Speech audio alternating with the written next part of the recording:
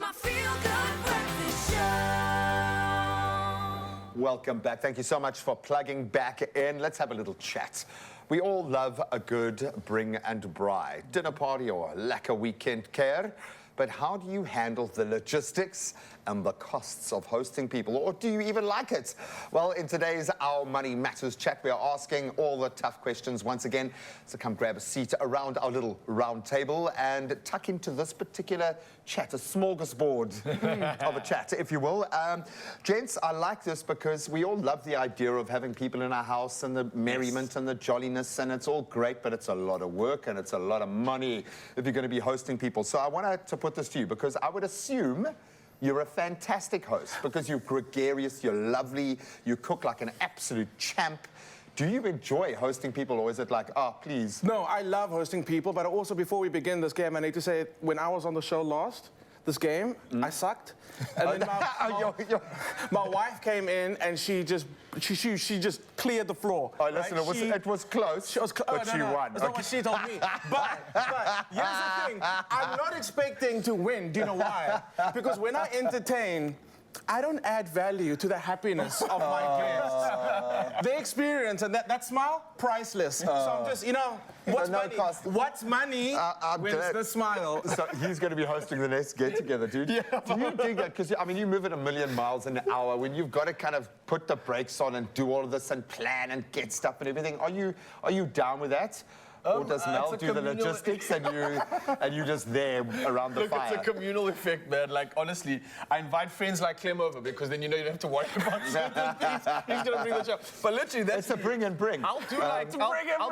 I'm organizing the wood and the fire. You bring the rest. Like, bring snacks, bring what you like. I'll maybe put some booty rolls on there, but, like, it's a communal effect. Like, you add to the party, guys. Otherwise... And his mates know this. They'll come. They don't even have to be asked. They come with a half a dozen rolls. Ask Lucian once. I literally had like crackers and tuna once, and I'm like, guys, for a bachelor's, okay? For a bachelor's. I love it. Are you a control freak then in that space? Do you want people to bring stuff and everything, or is that going to sully your beautiful plan that you've got? It is about control, and I do prefer doing everything. Okay. I like an orchestrated gathering. I do like it, and I don't want my guests to like be busy or whatever, or stop at the shop on the way. Just go be chilled. Yeah. Go be chilled. Yeah. You need people like me at your it's the balance. I need people like But then, okay, but that being said, when you do have a bring and braai, I suppose you want people to be able to represent themselves. That's great. Absolutely love that. When people do bring to your house, what should they bring? How does that look for you if you are going to open it up for people? What's a good thing? Because this could be a good hack for people wanting to go and do these things. So even when I get told, please don't bring anything, that's not true. You always arrive with something in your hand. So my go-to is always a bunch of flowers. Who doesn't love some fresh flowers? And then maybe like if they do drink wine, a bottle of wine. One of my favorite wines, that's it. Oh, that's they don't have to have that at the thing. That's for them. Just like a thank you. Is this different across generations, dude? Yes. Because maybe we have an expectation that our folks are like, not a chance. This is how you rock up at a person's house. This is how you leave. You phone them afterwards. You thank them for this, and then you take that responsibility. I definitely agree with that, man. There's definitely sort of like I wouldn't say it's a culture, but there's a sort of a respect that comes with it. And I was definitely taught that when I was growing up, is to at least bring something. Anything other than just yourself is going to add and show value and favor. So that's what I'm trying to encourage when I do my events.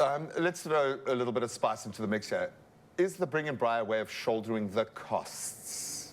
Or can you do a better deal when you're handling all of the logistics yourself? What's the better way of managing this financially? It's a tricky one, right? Because like I've done a version of like a big focaccia, right? And then just gooi like cheese on that. It's like a focaccia, but it's shaped like an O.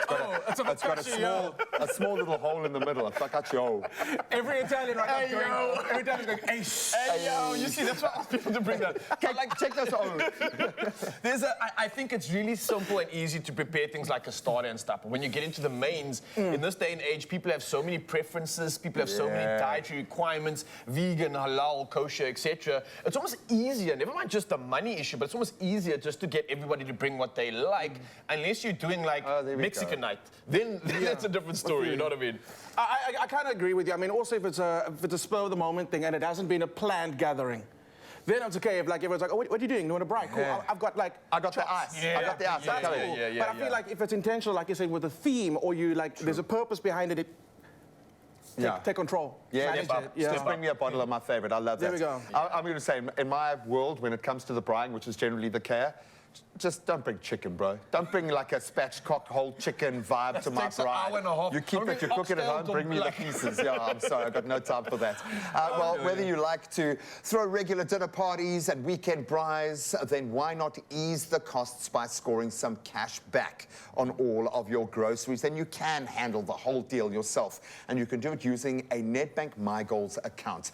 And to check out all of those details, you can visit nedbank.co.za and then have a lekker keer. So how do you make this for cashier? My Goals Plus account gives you cash back on groceries and 25 cents back per litre at BP. That's lit. Lit in 2023. Ay, wena. Ay.